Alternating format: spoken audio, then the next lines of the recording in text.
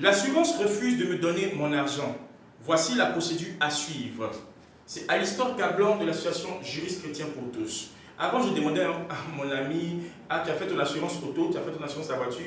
Il dit, oh, assurance auto, là, on fait ça juste parce que c'est obligatoire. Sinon, moi, je fais ça pourquoi? Quand tu fais l'assurance, je ne te rembourse jamais si quelqu'un te cogne par derrière ou que ce soit. Mais attention, c'est parce qu'il ne connaît pas la procédure. Aujourd'hui, je vous parlerai de cette procédure. L'assurance refuse de me payer mon indemnité. Voici la procédure à suivre. Vous pouvez avoir souscrit à une assurance auto. Lorsqu'il y a un accident, l'assurance doit vous rembourser si vous avez raison. Ou encore une assurance, l'assurance incendie, votre maison a pris feu, l'assurance doit vous payer. Ou bien une assurance en cas de vol, vous ont volé, l'assurance ne paye pas, ce n'est pas normal. Une assurance décès en cas de décès et puis l'assurance ne paye pas, ou bien l'assurance met du temps avant de vous payer, ce n'est pas normal. Alors je vous montre aujourd'hui la procédure à suivre. Vous savez quoi? Vous devez connaître vos droits afin de mieux revendiquer vos droits. Lorsque l'assurance ne vous paye pas, d'autres laissent 1 an, 2 ans, 3 ans, 4 ans, et ils se plaignent à la maison, mais mon Dieu, pourquoi m'as-tu abandonné? La procédure, l'assurance ne veut pas me payer. L'assurance ne veut pas me payer, mais non, il faut te lever et faire la procédure. Voilà pourquoi la Bible dit, mon peuple périt parce qu'il lui manque la connaissance.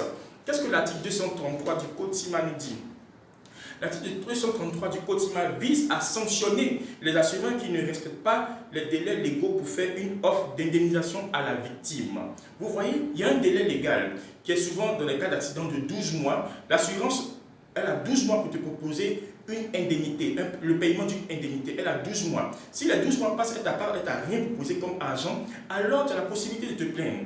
Dans d'autres cas, c'est 6 mois. Donc, si les 6 mois passent et l'assurance n'a pas proposé ton argent, ou n'a pas proposé de t'indemniser, alors tu peux te plaindre. Mais tu te plains devant où? Ce qui serait l'idéal, c'est de te plaindre devant le tribunal du commerce. Le tribunal du commerce d'Abidjan, délocalisé à Bégerville. Et cette loi, l'article 233 nous dit quoi? Que si l'offre n'est pas faite dans le délai prévu, je vous ai dit, soit 6 mois, soit 12 mois dans des cas, le montant de l'indemnisation est majoré de 5% d'intérêt de retard par mois de retard. J'ai eu un cas comme ça où l'assurance a fait plus de 4 ans sans payer le type. Mais chaque mois, on a mis 5% de pénalité de retard. Mais le type a eu plusieurs millions. Donc, si vous êtes dans ce cas précis, votre assurance ne vous paye pas, ne restez pas là 1 an, 2 ans sans rien faire. Si l'assurance ne vous paye pas au bout de 6 mois ou au bout de 12 mois dans certains cas, alors vous devez appliquer l'article 233 pour demander le paiement de votre indemnité devant le tribunal du commerce. Mais vous savez que, avant de partir devant le tribunal du commerce, la loi nous dit qu'il faut faire d'abord un courrier de règlement amiable.